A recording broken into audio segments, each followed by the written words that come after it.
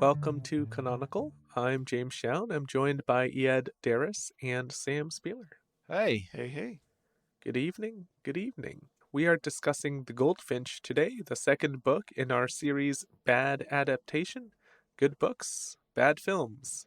If you're a first-time listener, you can join our book club discussion on Reddit at Canonical Pod. That link is in the episode description. You can also find us on social media at Canonical Pod, all one word. If you'd like to support us and your local bookstore, you can use our bookshop.org link. That's also in our episode description.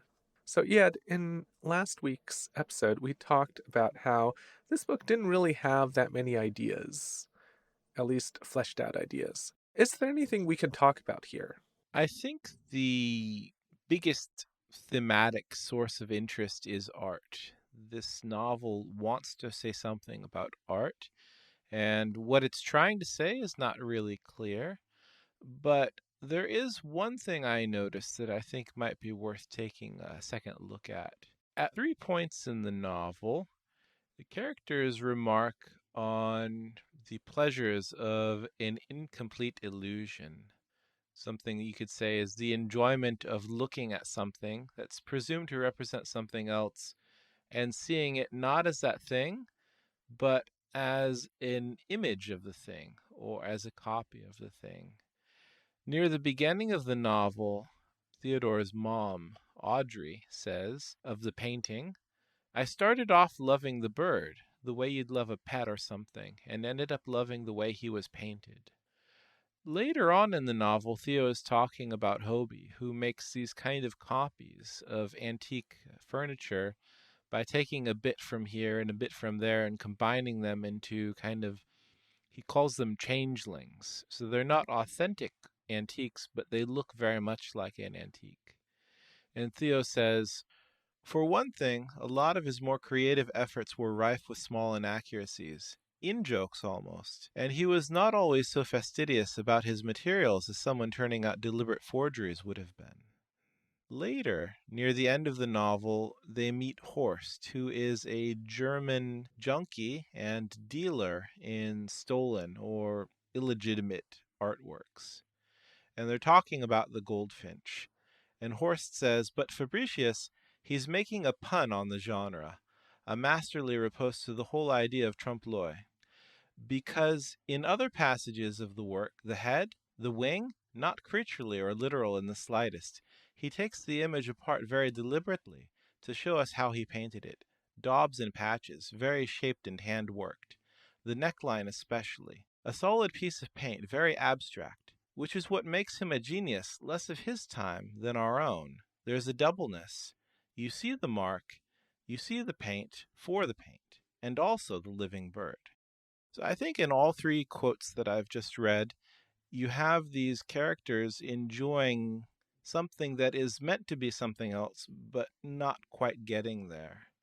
How does this integrate to the larger statement about art that we find later in the novel? I think there's a lot of concern about fakery and artifice in this book. There's talk of signifiers and signified. You've got the bird, but you've also got the paint that creates the bird. There are antiques and there are copies of antiques. But there are also things I think that are less obvious than those that go beyond just art. This fakery versus authenticity. And I think that comes through in the relationships as well. I mean, honestly, I don't really know what is being said about these things, but it seems like all of his relationships have this balancing act of fakery and authenticity. So I feel like, for example, his relationship with Boris is maybe the most authentic, but there is fakery there as well. Like how he's confused about the homoromantic moments that they've shared, or how Boris switches out the Goldfinch painting for, a false package. There are also fake relationships, like his relationship with Kitsy is almost completely built on falsehoods, and his feelings toward Pippa, which are very important throughout the book. Even he realizes he doesn't understand them fully and that they might be mixed up with his feelings for his mom. So I don't really know what we're supposed to take away from this fakery and authenticity, but I see it as something that's larger than just the artwork. One thing I'm noticing here, Sam, is a subtle shift in the way you're talking about it. You talk about it in terms of fakery, which makes me think that you're seeing some sort of a condemnation or some sort of privileging of something real in favor of something fake. Is that what you see? Artifice is maybe a better word for it, but it depends on what we're talking about. I think artifice is probably a better word when it comes to art or when it comes to the antiques. But there is fakery and there is a hierarchy when it comes to these things as well. When we're talking about the painting, I would say that's more artifice, right? We're talking about deliberate attention to details, the deliberate stroke of a brush that could have been more realistic, and Fabricius purposefully made it more of a stroke. But then when we have Hobie's work, it's not meant to be a fake, right? It's not meant to fool people. He's just making something that is similar, but he's not trying to pass it off as real. So it kind of depends on what we're talking about. So, two examples that you've mentioned that stand out to me are the goldfinch that's wrapped up in newspaper, first of all, and the statement in the book, I don't have the quote with me, where they talk about these people, a lot of times they're buying these antiques and they don't really know what they're buying, but they just want to buy something, an antique. I think the goldfinch that's wrapped up in newspaper is really interesting to me because he is so attached to this painting. It carries a lot of meaning for him. It's a stand in for the last time he was together with his mother, for example. So it's full of meaning, but he doesn't look at it. The fact that he knows it's there, wrapped up in newspaper, is enough for him. And this idea that you're buying a piece of furniture, but you don't really know what it is, but it is this thing. Like, with some measure of certainty that it is this thing, even if you don't really know what it is. That's enough for you. So it seems to speak to that. Like, that's the connection I draw. That when you deal with art or these kinds of fine old things, the meaning that you attach to the perception of it, that's the important thing. The provenance actually doesn't really matter, even though that's what establishes the value of the object. To my mind, looking at this, I think that the novel is a reclamation of the value of illusions and the value of incomplete illusions. I don't think Tartt minds if we are attached to things that aren't authentically what we might presume them to be. But I think Tartt does mind if we misunderstand what it is that we're attached to. I think if you have a painting of a bird, you can love it as a bird, but of course it's not really a bird.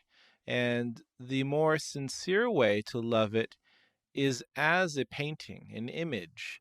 In the same way you're talking about his relationships, his attachment to Pippa, I think, is based on the illusion of his happy childhood that was lost and their shared trauma. And it doesn't mean that he doesn't need to love Pippa or he should stop loving Pippa, but what it means is that he should be aware of the reasons why he loves her.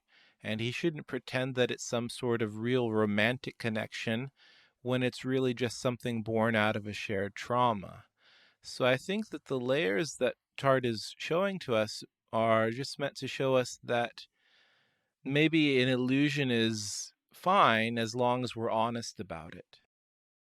I guess to go back to the larger question, this idea that we're exploring now, is this connected to the larger ideas or the larger statements about art that we find near the end of the novel?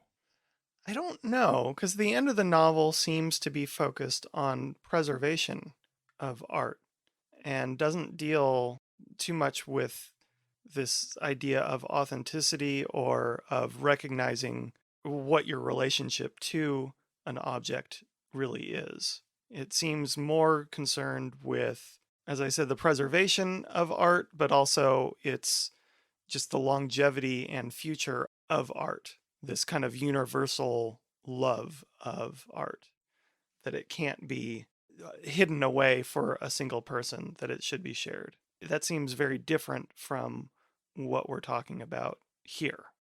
When people love the Goldfinch, the painting, do they love it for the painting it is, or do they love it for the story of how he died in the explosion in Delft? Or when he loves this painting, does he love it because he loves the image that it shows him, or does he love it because it reminds him of his mother? Or if we had a copy of the Goldfinch and we exhibited that, and we told people the story about how the painter died in the explosion, would that be a good enough way to show people a work of art? To me, I would say that the answer to all of these is probably yes. The stories we tell ourselves about the things that matter to us are more important than the things themselves. So art is important and art lasts, but the reason why it lasts is because of the things outside of the work. Yeah, I guess so. I think you can have a relationship to a piece without knowing much else about it. But in general, yeah, I think what we understand about a work often largely comes from the outside. We put understanding into it that might be beyond the work itself. I think you're right. I mean, this is one way of looking at art that I think is very traditional, right? Like, you love art because you want to know the history and the stories of the painters and their lives. But there's the other way of art that I think more fans of modern and contemporary art will look at as like you see something and it strikes you or it doesn't strike you. And you don't need the background, you don't need the context. The work itself can strike you. So I think this is maybe a bit more traditional than that. I think that context matters a lot to Tartt. So, a general question about the ending. Did you find the ending clear at all? It's what, 30 pages of ruminations, maybe shorter than that. And there are moments where I thought, okay, what you're saying, Eyad, I can pull this from the ending. But there are also other moments where I just thought, okay, she's kind of muddling through this now. For example, you take, the statement about art that you just made, which I agree with. It is definitely present in the book. But could you reconcile that with his statements about how he is now writing this narrative? There's this kind of implication that this narrative that he's writing is also itself a work of art, just like the Goldfinch, that will be handed down to someone in the future. Doesn't that kind of muddle up the point a little bit? Were you able to draw a connection? I don't think that it's as clear as that. So I think that it's clear now because of the interpretation that I'm offering. I think that, not to pat myself too hard on the shoulder or on the back, but a good reader can make it clear even if the book is not clear. And I don't think that Tartt necessarily had as much to say about this novel as I do. Not to say that she had nothing to say, but I think that for her, she knew she needed to say something because she had 700 plus pages of action and no substance behind it. And she realized, oh, I've got to make something happen to make this a literary novel. And she had a few scraps and she just kind of pasted the scraps together. It was pretty scattered, right? Like, she was saying a lot, but at the same time, she wasn't really saying anything at the end. I think that aesthetics is just that kind of subject that, because it's such a powerful source of emotion and there's so much to say, when you need to bullshit, you talk about art because it's so easy to bullshit about art. And I think that's very potent in terms of a source material for Donna Tartt, but very unfortunate when people like James Wood were able to find out that it's mostly just bullshit. I'll read you a passage, and this isn't going to clarify anything. I'll just read you a passage. This is page 766. And yes, scholars might care about the innovative brushwork and use of light, the historical influence, and the unique significance in Dutch art, but not me. As my mother said all those years ago, my mother who loved the painting only from seeing it in a book she borrowed from the Comanche County Library as a child, the significance doesn't matter. The historical significance deadens it. Across those unbridgeable distances between bird and painter, painting and viewer, I hear only too well what's being said to me, a psst from an alleyway, as Hobie put it, across 400 years of time. And it's really very personal and specific. It's there in the light rinsed atmosphere, the brush strokes he permits us to see up close for exactly what they are, hand worked flashes of pigment, the very passage of the bristles visible, and then at distance the miracle or the joke, as Horst called it, although really it's both, the slide of transubstantiation where paint is paint yet also feather and bone. It's the place where reality strikes the ideal, where a joke becomes serious and anything serious is a joke. The magic point where every idea and its opposite are equally true. So he kind of runs the gamut here, right? He says what you're saying, Eyad, but he's also saying something else. This paragraph reads to me like someone who's trying to meet a word count for an essay. Yeah, well, and also trying to have it multiple different ways. Right. Say that say that that art belongs to the world, but also my appreciation of it is more important than this contextualized idea.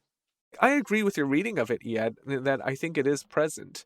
But my issue with it is all these other readings are also present. And the thing is, I actually think Francine prose is way off base. I thought that paragraph was really well written. The pacing was good, the rhythm was good, the words were good. I have no issues with the prose there. I just thought there's no organizing principle here. She's trying to tell us what the book means, but she actually ends up saying, like, this means anything you want. It can mean art survives over time, means lots of things to different people, but also we all have our own attachments and don't worry about the historical significance. I mean, it's like saying everything. But I think it still matters, and it's still worth reading this novel in the sense that it says multiple things, and they're not very substantial, but they're more substantial than a novel that said nothing at all about art. If you care about art, this is better than nothing. And if you care about art, this is better than Station 11, where Emily St. John Mandel just says art is important. It's a little bit, which is not very much, but it's still more than nothing. Do you feel like that is represented throughout the novel, though? Is No, that mostly just here? it's just the end. Like I said before, like she realized that she needed something to justify all of the previous pages. She needed something to make it literary.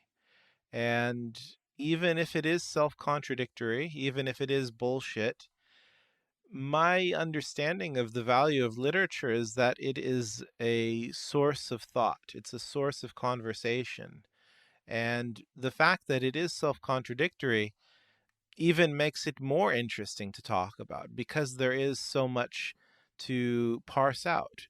This is not a work of aesthetics. It's not a philosophical novel. It's not a philosophical treatise. This is a novel with some vague ideas about art pasted onto the end of it, but that's enough.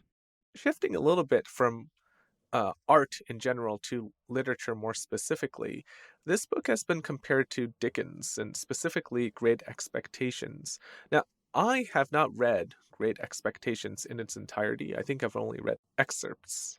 I believe both of you have read it because we're talking about how this work, we're saying, okay, it is a work of literature, but it's not really great. It doesn't quite get there. What is it about Great Expectations that separates it from something like this? I think the thing that makes Dickens superior to the Goldfinch, or that makes Great Expectations superior to the Goldfinch, is a sense of a historical moment. I think that the value of Dickens that a lot of people see in him is as a documentation of the social ills of his time, a documentation of the problems of Victorian England. And The thing that I think is missing from the Goldfinch in that respect is that the Goldfinch has nothing to say about America in 2013. It does not belong to our time, and it has nothing to say about the way we live. Okay, so this is actually what I want to talk about because I do kind of agree with you, Eyad. I did say last episode that I thought this was not a work of literature, it's more just popular fiction. But now I'll try to make an argument for why it is a work of literature. In that I think time is important to this book. I think if we were to somehow say that this work belongs in the canon of literature, for me, the argument to be made is exactly what you just said. I think that you have to look at how it represents time, specifically how it represents the early 2000s. I actually did like the Las Vegas section that a lot of critics didn't like. I think that there's an interesting tension in the book between art and the sublime and the gritty realism of contemporary life. The book kind of portrays the lushness of New York. That's kind of where the heart of the book is. But the New York that it portrays doesn't seem like the real New York. Like, it doesn't seem like contemporary 21st century. It's kind of an anachronism. It's a world of antique furniture, of secret doors, doormen, men who sail. And then you have the Las Vegas section, which is set during the bust part of the boom bust real estate cycle that Las Vegas is always in, which is, this book was written during the Great Recession. So that anchors the book for me. And they live among these abandoned homes near a new development that's about to be reclaimed by the desert. It's not really explicitly stated, but in the movie, it's shown to us that they're being foreclosed upon or whatever. So it does give me the feeling of the US during the Great Recession. And also, of course, you have the terrorist bombing, which is very clearly post 9/11 for me, especially because it's set in New York. So for me, you can read this as a dismantling of the old world. You have the terrorist bombing, which is the contemporary world exploding in the world of these old paintings. And you have Hobie, whose life work is to restore that old world, but he's about to be bankrupt because he hasn't been paying his taxes. Very clearly the contemporary world every year knocking on his door. The opposite is Boris, who uses the Goldfinch, this kind of representation of the old world, but for him, it's just collateral to make money. Like, it's very practical. It's very much the real world, very nitty gritty. And then you have Theo, who's kind of able to inhabit both worlds. He has the amorality that one needs to make the antique business work because he is able to view these objects as commodities. But he also understands that art is something more than just a commodity. And I think you can do this with almost every character. You can kind of put him in a column, like Old World Pippa, right? The music she plays, she's someone who was a classical musician, and then the bomb, the New World, ruins that for her. She isn't able to then inhabit the contemporary world. She can't play the instrument anymore, right? She's just kind of getting by. So you can kind of take a lot of these characters and just slot them almost in categories: the old world, the contemporary world. Do you also see that these worlds are present in the novel? Yeah, I see that. I don't think I saw that while I was reading, but it makes sense to me now. And I don't know actually about Theo being able to inhabit both worlds. I think he does, but I think ability is a strong word. I remember the scene where he goes as an adult back down to visit the building where he lived with his mom. Right, and it's being torn down and new luxury condos are being built. Yeah, and it's really distressing for him. And I think he is stuck in the past and he can't move forward. While he does have that amorality you're talking about, where he sees antiques as commodities more than this austere artwork that it's supposed to be. His whole life is this trap of the past and constantly trying to move forward while being reminded of his ghosts. I would say, though, that while it is part of the novel, this juxtaposition of the old and new worlds. Why does that justify or enhance the novel's literary merit?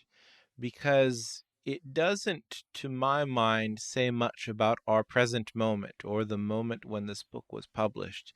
This, I think, is an ongoing concern that writers of all ages have experienced, the change of the modern world encroaching on the old world. This is something that Wordsworth talked about. This is something that Milton talked about. This is something from time immemorial.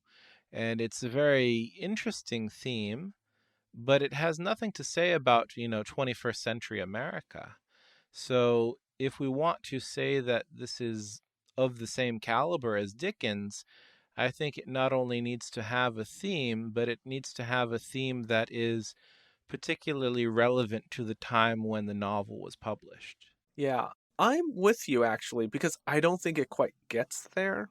I think I can make an argument for an attempt to get there. You could see the seeds of the opioid crisis, for example. You can see the ravages of chance that happens to his family, where in the world of the 21st century, it seems like things are very much outside of your control. There's a lot here about chance and fate that he ruminates on, but really what it is it's the postmodern world that we're living in. And of course you have, the bombings specifically.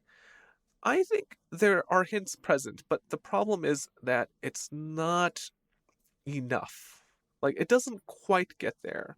But if I were to make an argument for, okay, this is making a statement about the 21st century, I can see parts of it. Like, I can see seeds of problems of the 21st century. I think it is important, though, that it's juxtaposed with the old, and the old is being romanticized. There's something about the time we live in now that this book is capturing, that more so than before, with how quickly technology is advancing, things of the past are being devalued. Well, I think you're right that it is something sincere, but I think that even though it exists, the cynical eye can always look at it and say it's included in the novel not because it exists as a real part of our world, but because it has been romanticized and aestheticized. I'm looking here at James Wood's review of the novel in the New Yorker, and he very aptly titles the review The New Curiosity Shop. And these images of old New York and, traditional American furniture and the world of art is something that attracts us in a very fanciful way. And this kind of cabinet of curiosities, it's kind of a simple pleasure. It's like a candy bar, or to borrow from the last episode, it's a tuna fish sandwich. Like, it's something that's included because everybody likes it.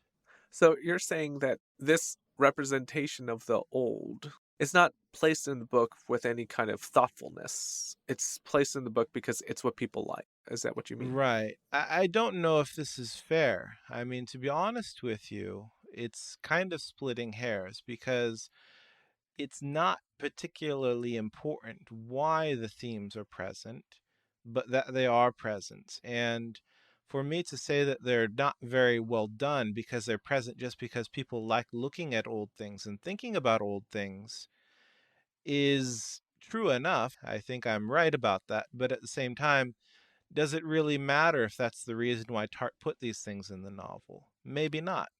Yeah, I think the strongest argument for this way of reading the novel is the bomb in the museum, because that is very striking, violent image of something that I think we would associate with the 21st century, this kind of terrorism, with something very old and valuable, but valuable in a way that we don't really put much thought into now. People now are not really thinking about art, right, and visiting museums. We just finished our series on climate fiction. There are a lot of anxieties in our life. It seems like art is being left behind. Well, it makes sense that that would be one of the most striking things about the novel, considering that was, I think, one of the sparks for her. I read an article that we can link.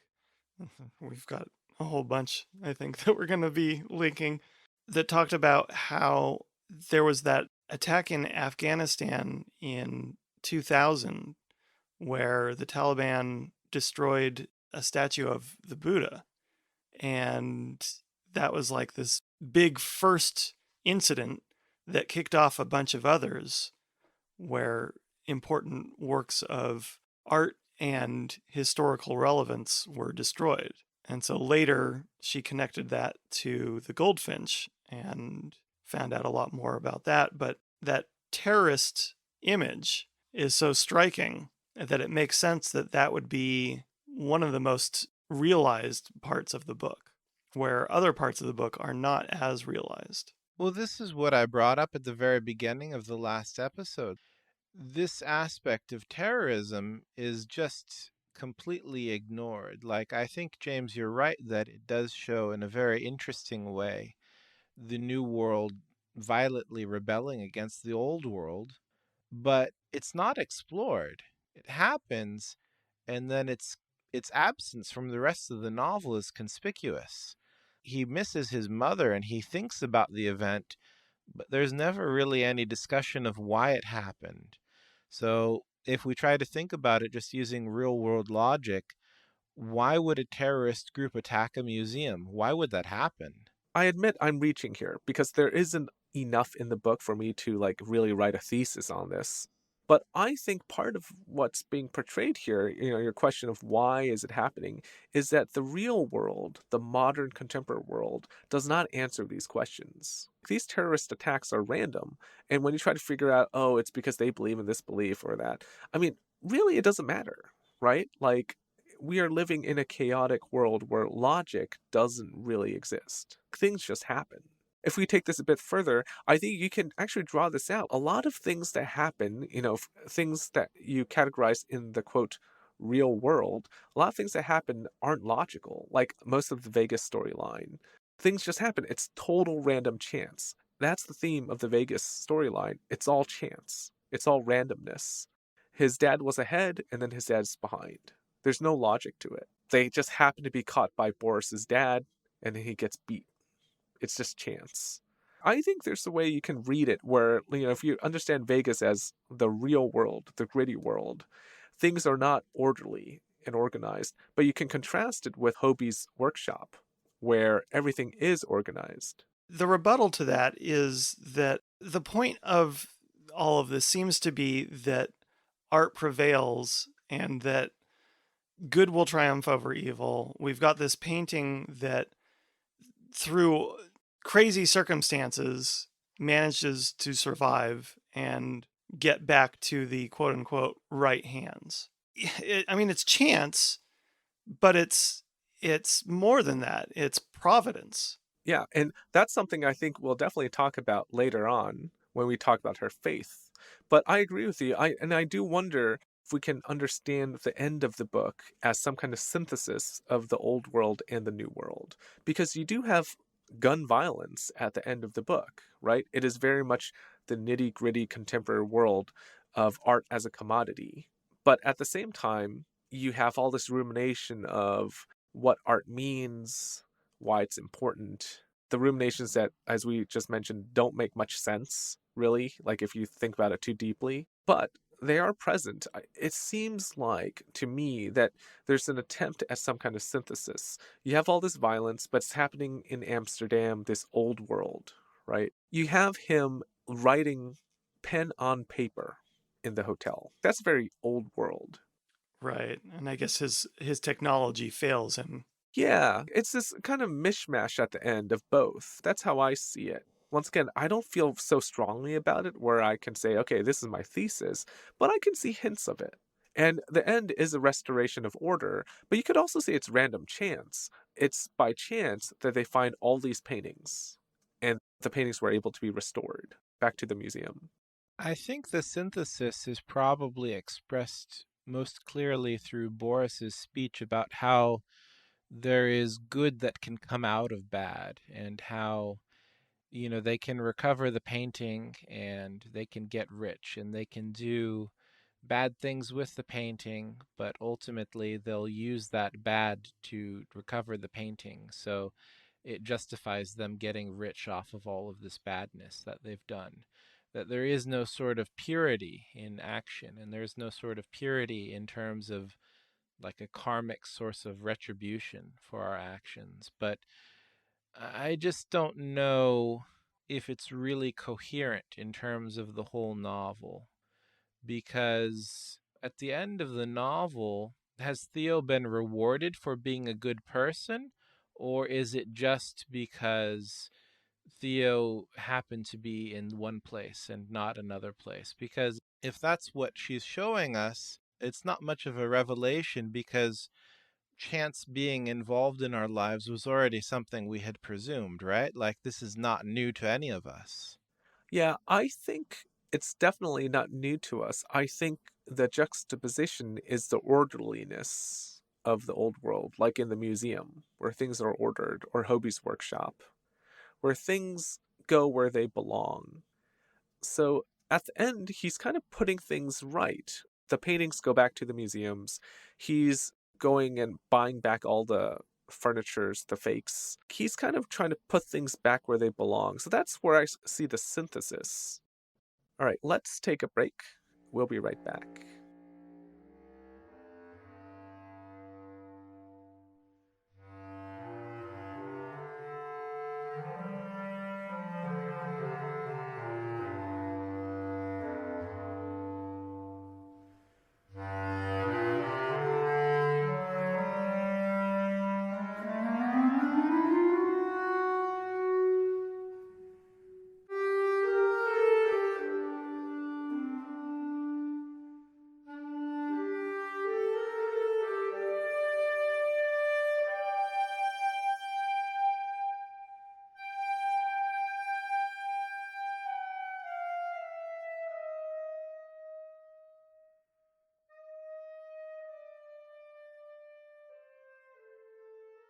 Welcome back.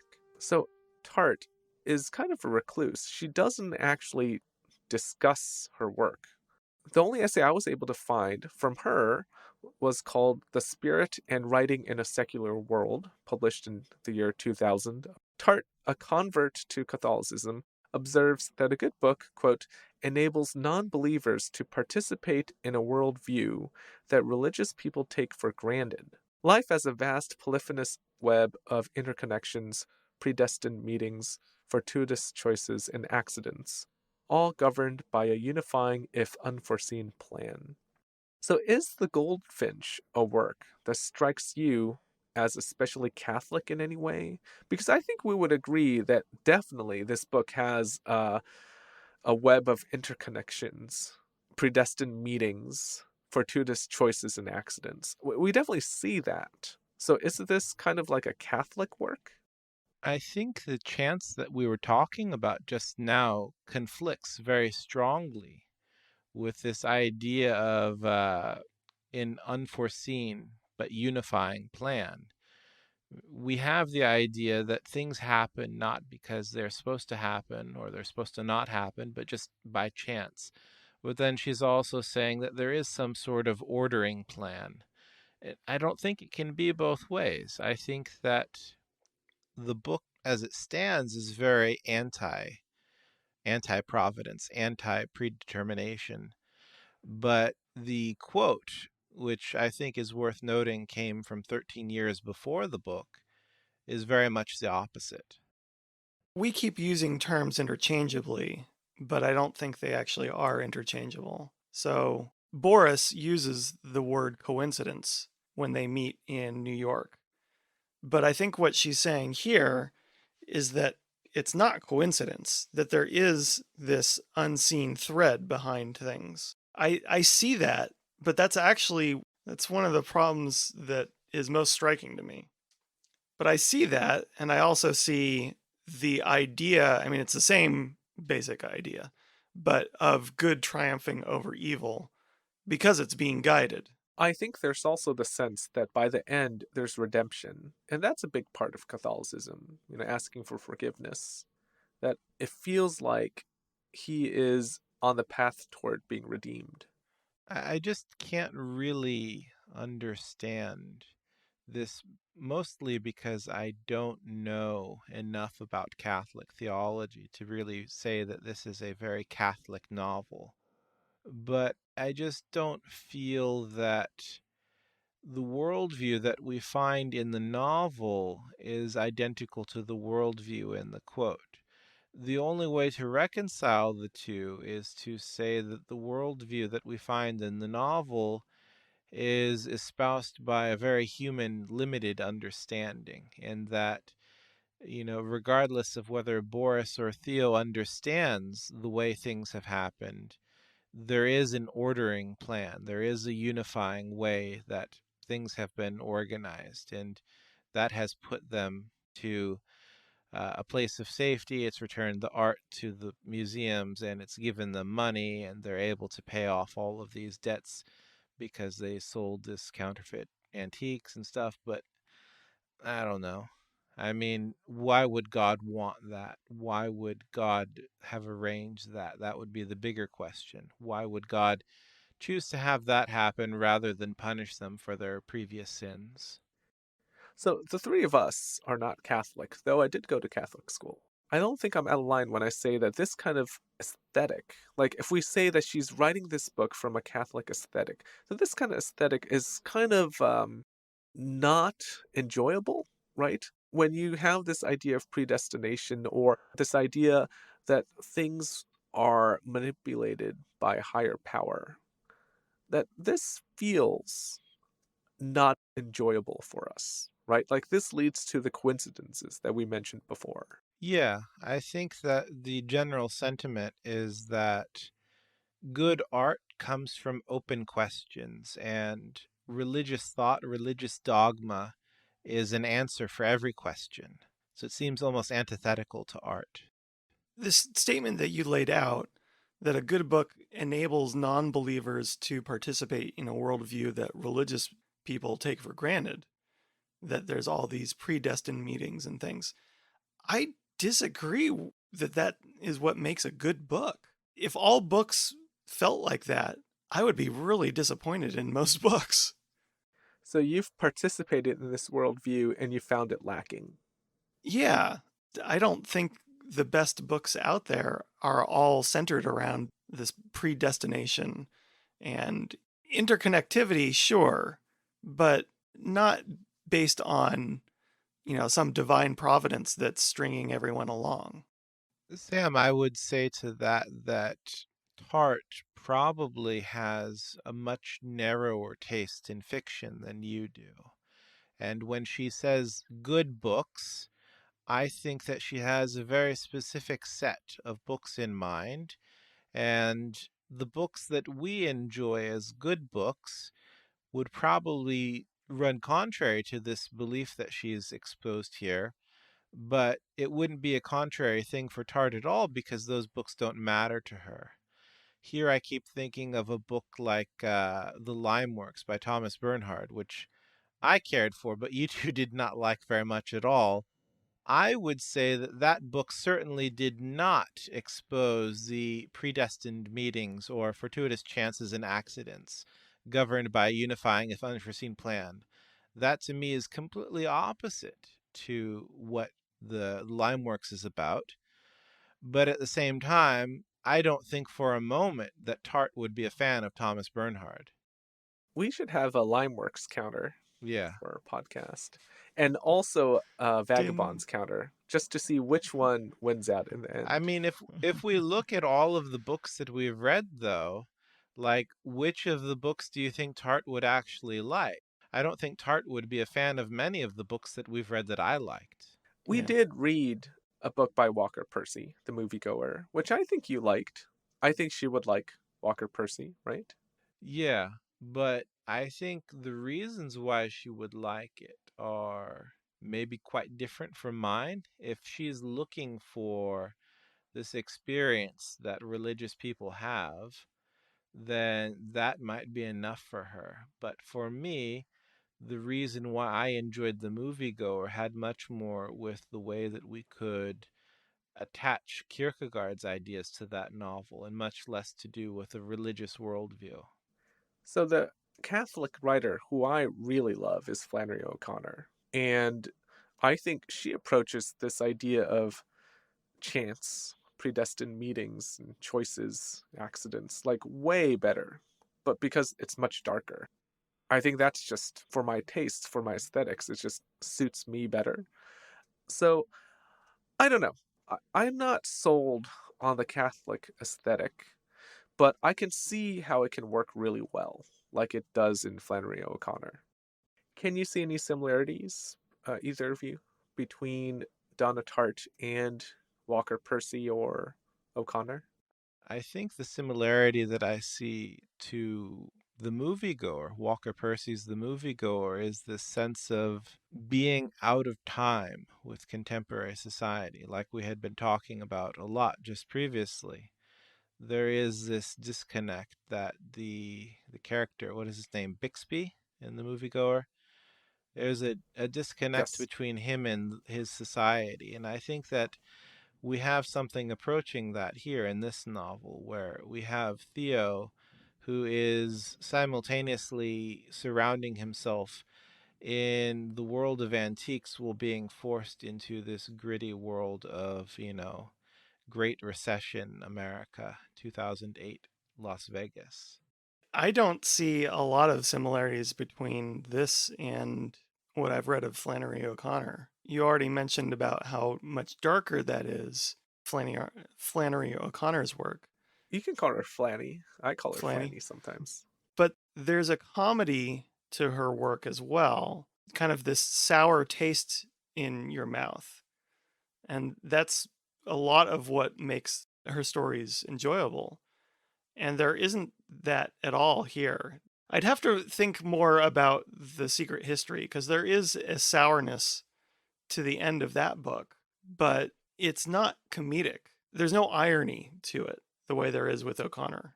But here we get a mostly pleasant ending.